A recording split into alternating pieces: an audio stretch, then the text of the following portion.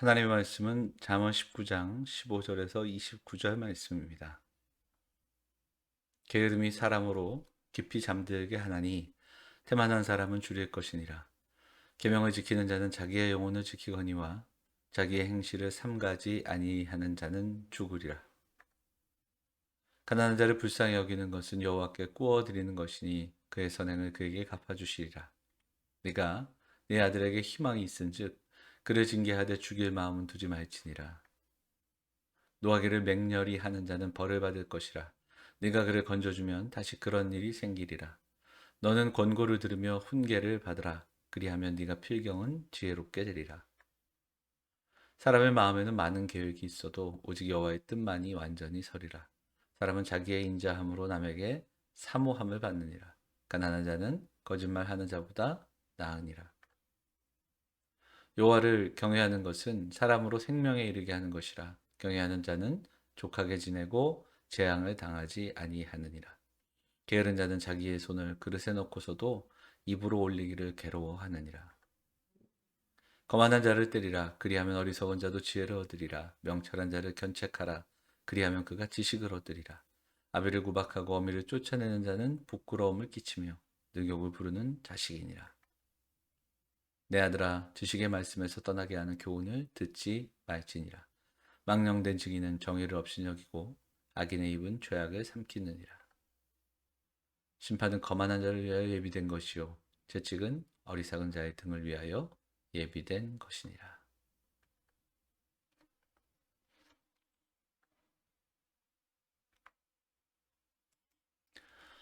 성도 여러분, 안녕하십니까? 오늘 가정예배 함께 나누도록 하겠습니다. 우리가 오늘 부요함을 얻는 지혜라는 제목으로 하나님 말씀을 나눌 텐데요. 잠언 말씀은 개별적으로 모아놓은 그 개별 잠언집이라서 한 절 한 절 따로따로 띄어놔도 말씀이 전혀 이상치 않고, 또한 이 말씀을 해석할 때 하나의 뭐 어떤 사건이라든가 배경을 같은 배경을 갖고 있는 것이 아니라 개별적인 모음집을 나름대로 저자의 관점 속에서 하나로 모아둔 그런 내용들인 것을 볼 수 있습니다. 오늘 잠언 19장 15절 말씀부터 29절까지 말씀이 우리에게 주시는 부요함을 얻는 지혜가 무엇인지를 우리가 좀 기억해 봤으면 좋겠습니다. 이 땅을 살아가는 사람 중에서 가난한 삶을 원하는 사람은 아마도 한 명도 없을 겁니다. 대부분의 사람들이 공핍한 삶, 가난하고 힘든 삶을 원하지 않습니다. 오히려 좀 넉넉한 삶, 그리고 부요한 삶을 기대하고 그것을 채워나가기 위해서 참 열심히 또 오늘을 살아가는 겁니다. 오늘 그 잠언 말씀은 인생과 영혼의 부요함을 얻는 지혜를 이야기합니다. 그래서 진정한 부요함이란 게 무언가, 그 이야기를 우리가 몇 가지 말씀을 통해서 묵상해 볼 수 있을 텐데요. 첫 번째로 이야기하는 부요한 삶의 기본적인 이야기는 게으름에서부터 시작이 됩니다.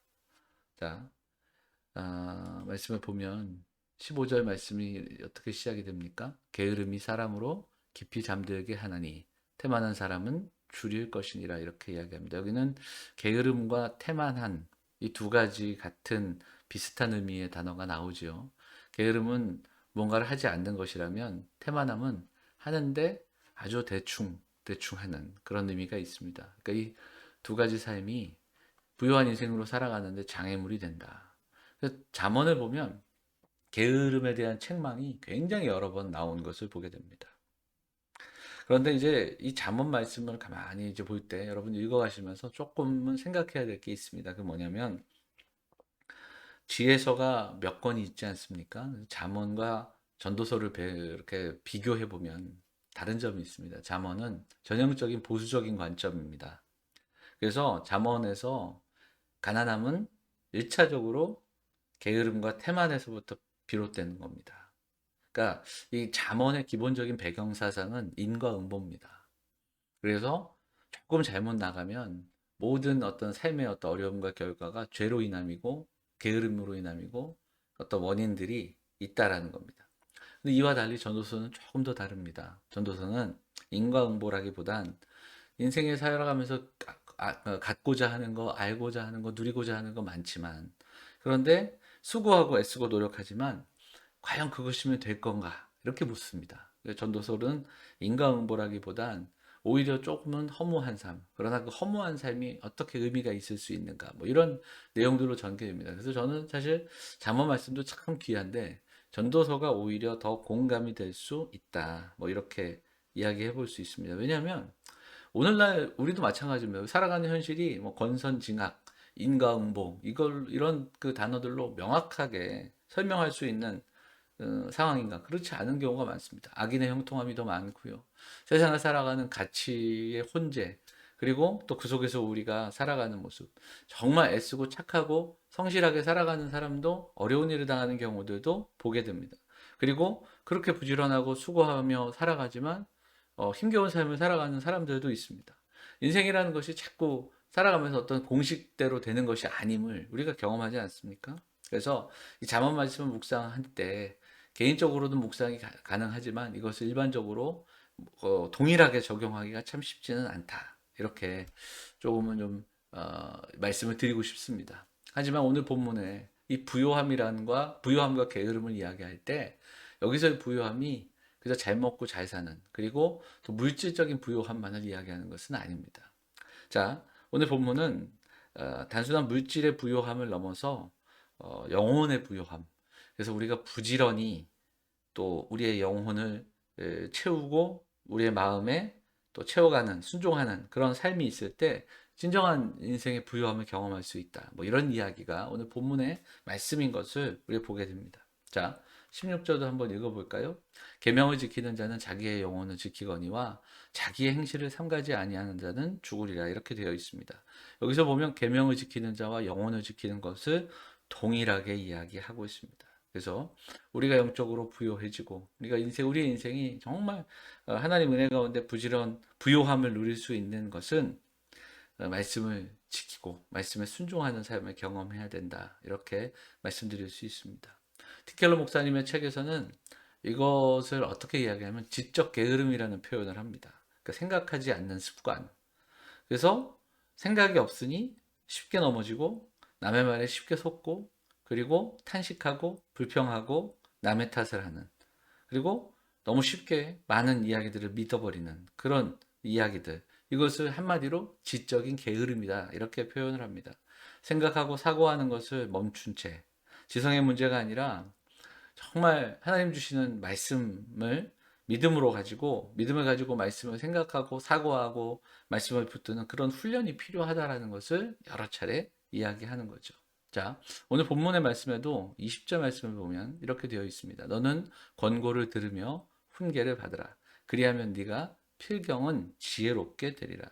그러니까 계명을 듣고 훈련을 받는 것은 지혜로운 자가 되는 길이며 지혜로운 인생, 부요한 인생이 되는 길이다. 이렇게 이야기할 수 있습니다. 그래서 결국은 오늘 말씀은 게으름을 이야기했고, 그다음에 지적인 게으름을 이야기하고, 영적인 부요함을 위해서 말씀을 대하는 태도를 이야기하고 있는 겁니다. 이것이 다 같이 연결이 되는 내용들이죠. 자, 시편 119편 한번 보겠습니다. 105절 말씀. 주의 말씀은 내 발의 등이요 내 길에 빛이니이다.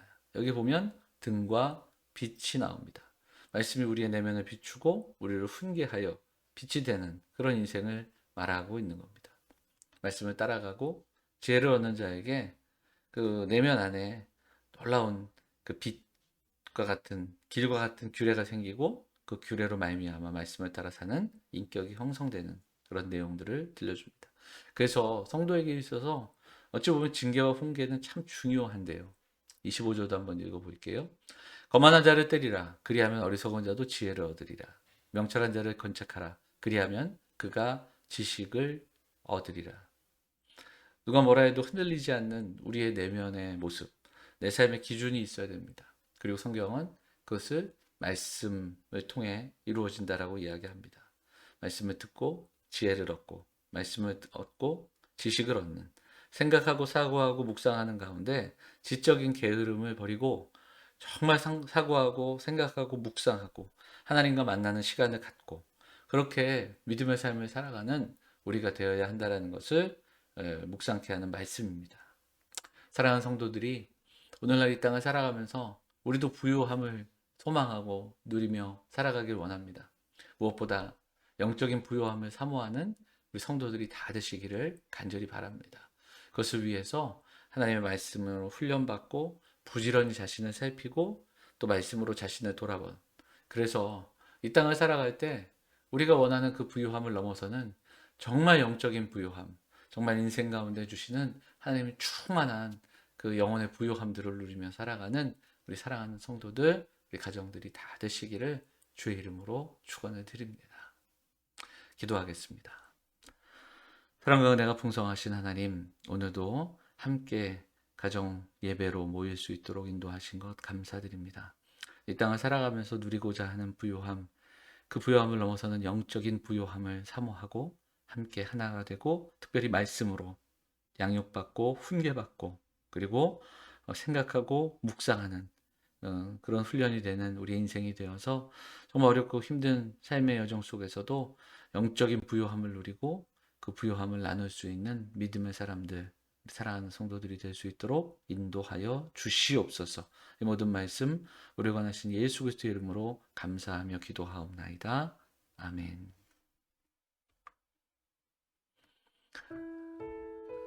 예배를 마치도록 하겠습니다.